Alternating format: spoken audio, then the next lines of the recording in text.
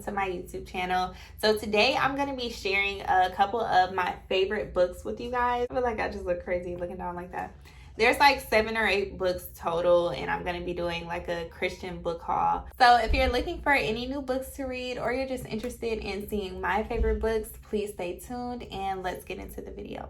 So the first book is titled When God Says Wait by Elizabeth Lane Thompson. And I got this book from Barnes & Noble for $14.99. I bought this book in the store, but I believe it should be online. And if it's not on Barnes & Noble, you guys could probably find it on Amazon. So before I share my thoughts on each of these books, I'm going to be reading the back of the book for y'all. So this one says, a job, a true love, a baby, a cure. We're all waiting for something from God. And the place between his answers can feel like a wasteland where dreams and faith go to die. When we're waiting, we wonder why me, and how long. But the truth, when God says wait, he doesn't tell us for how long. When God says wait, we face one of life's greatest tests. When God says wait, we have decisions to make. When God says wait, we can only control 2 things: how we wait and who we become along the way. So one thing that I really enjoyed about this book is that the author addressed different people in the Bible and kind of put us in their shoes of what their waiting season looked like. And that really gave like hope and encouragement for me, because not only did it show like all of the feelings that they had when they waited, but she also highlighted what God had done for them.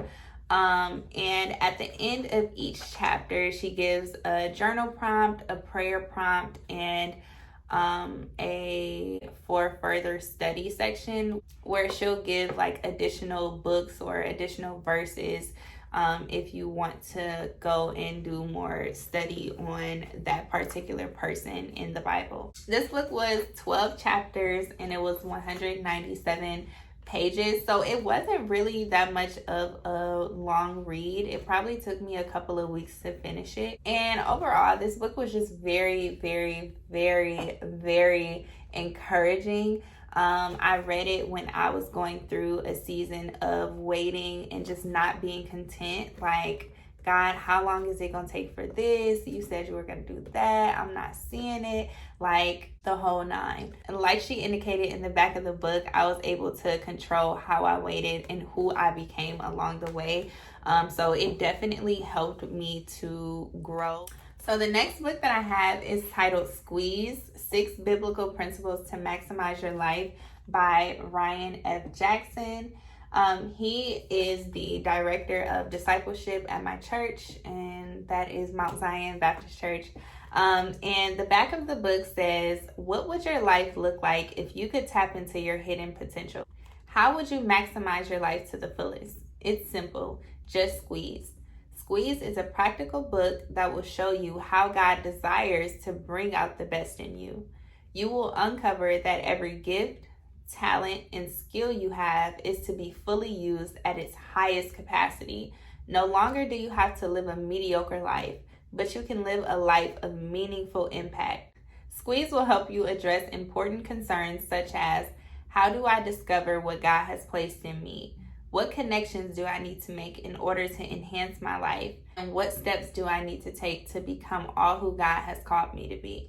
I feel like this book is helpful for anyone, like no matter what season you're in. And personally, it just helped me get out of the mindset of like going through routine or just going through the motion when it comes to life, really. And it reminded me that God always wants more. So not ever should I get into a place of complacency where I feel like, okay, God, I've done what you told me to do. Like, there's nothing else. Like, every day that I wake up is God showing me that there's more that he wants to do with me. So yeah, Squeeze was a great book. Like I said, it just helped me to get out of my comfort zone. One of the things that I really like about this book is that it gives very simple instructions. Like, it's not too complex. It's a very easy read. And also at the end of each chapter, he gives a squeeze summary tips. So just like a summary of the chapter, one tangible thing to do, maybe for that week or for that month or that day. And just like things to meditate on and just kind of think about as you're reading the book. Yeah, like I said, this book is something that I would recommend to anybody and everybody. There are 115 pages, so it's a pretty quick read. However, I would suggest like not just flying through the book and really like taking notes, underlining, and just like digesting each chapter at a time. So splitting that up however you see fit. There's 6 chapters. For me, I did like 1 chapter a week, and I really just kind of meditated on the principles that were mentioned in the book or the instruction, and kind of focused on that one at a time instead of just like flying through the book. The next book that I have is called Chopwood, Carry Water by Joshua Metcalf. And this book is not necessarily like a Christian book. However, there are a lot of biblical principles in this book. My pastor had our leadership at church go through this book. So yeah, as a believer, just seeing this book through the eyes of scripture and what God says, it's just great biblical principles about trusting the process and trusting the journey. So yeah, let's read the back of the book. Guided by Akira Sensei, John comes to realize the greatest adversity on his journey will be the challenge of defeating the man in the mirror. This powerful story of one boy's journey to achieve his lifelong goal of being a warrior brings the train to be clutch curriculum to life in a powerful and memorable way. Here's some things that you're going to learn. Under pressure, you don't rise to the occasion, you sink to the level of your training. Why it's impossible to cheat the person in the mirror. Everyone wants to be great until it's time to do what greatness requires. So like I said, this book isn't necessarily like a Christian book. Like, it's dedicated to entrepreneurs. However, as a believer, there are great principles in this book. And for me, it simply just helped me to fall in love with the process of becoming great. Like, as a believer, it talked about comparison. It talked about how every little thing that we do matters. It talked about like doubt and fear and frustration. It's just overall a really good book. And like I said, this isn't something that I picked out for myself, but I'm so glad that my pastor had us read it because it was very helpful. And now that I'm thinking about it, I'm probably going to go back and read it again. I've read this book like 3 or 4 times already, but I'm probably going to go back and read it again. That's how good it is. It's something that you can go back and look over and read again and again and again. Yeah, I really like this book. So the next book that I have is titled Pursuing Purpose, The Truth About What It Takes to Walk in Your Calling. And it's written by Ashton Washington. This is my good sis. I really love this book. And if you're struggling with anything concerning your purpose, this book is highly recommended. So I'm just going to read a little bit of the back for you guys. It says, it's not just another self-help book. It's about stripping who you've become in order to transform into who God's called you to be. If you're tired of reading books about discovering your purpose that leave you feeling uninspired and lacking any direction, then Pursuing Purpose is for you. Ashton Washington has been in your shoes. She knows what it feels like to walk around feeling lost and confused. She knows how it feels to look for purpose in everything and everyone, only to come up empty-handed in the end. Fortunately, God has shown her that purpose isn't found by looking outside yourself. Purpose is found within. So I really like this book, and what stood out to me the most was her talking about unforgiveness and learning how to defend ourselves against the lies and the tricks of the enemy. And one of the things about purpose and identity, as Ashton indicated in the book, is that we can't know who we are outside of Christ. Like, a lot of us try to find our purpose in so many different areas. In order for us to find out why we were created, we have to go to the one who created us.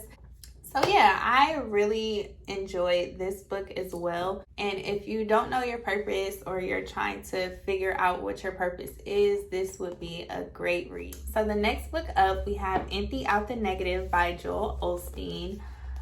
This book was purchased from Target, and I forgot how much I paid for it, but I think it was like $15.99. I don't know. It'll be down in the description box. I'm tired, y'all. At the back of it says, you were created to be filled with joy, peace, confidence, and creativity. Victory starts in our minds. Success, breakthroughs, and new levels of accomplishment depend on our making room for the right thoughts. I'm asking you to empty out the negative. God is ready to fill your life with good things.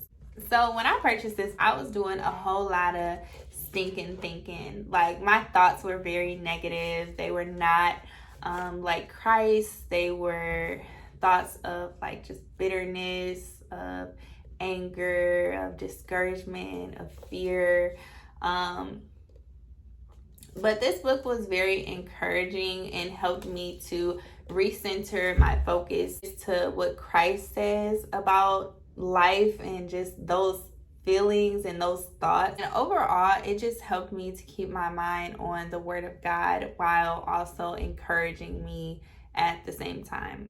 So this book is 6 chapters and there are 143 pages total. But overall, it was a really good book. And so if you're one who struggles with like negative thoughts, or you deal with worry or guilt or bitterness, honestly, all the thoughts that are not like Christ, this book is highly recommended as well. It was very helpful. Next up, I have A Message to Women, written by myself. This book is encouragement to walk in the fullness of who God has called you to be. And it's really just encouragement to all women who are going through various seasons. I think there's like 82 pages total, so it's a really easy read. But one of the things that I really like about this book, and one of the things that a lot of people said that they like about this book, is that it's very personal. It's like I'm talking like directly to you and we're just having a conversation. It feels so weird to like be talking about my own book. But it's a very encouraging book.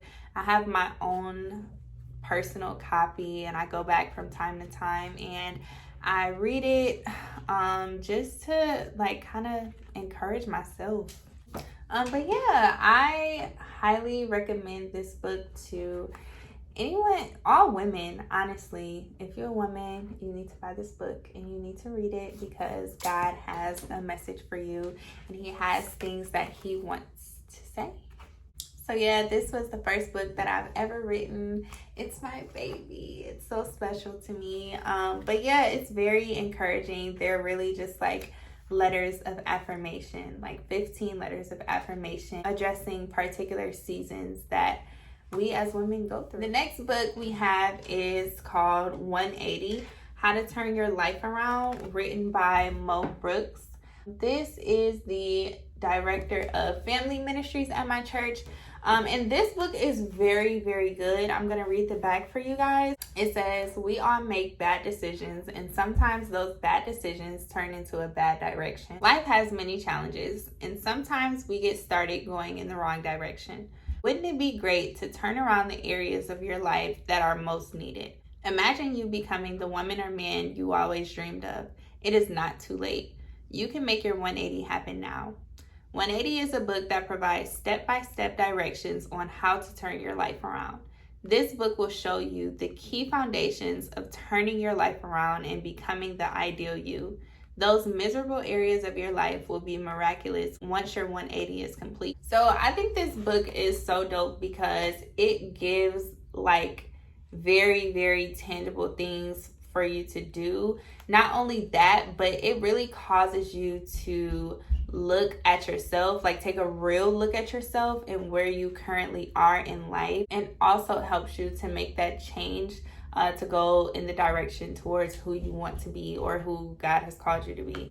Another thing that's really cool about this book is that it has like lines for you to like write in it. I don't want y'all to see what I wrote because it's personal. But no, it's a very like hands-on book. I love books that I can write in and take notes on. But that's all that I have for my current favorite Christian books. Please don't forget to like, comment, and subscribe, and I'll see you guys later.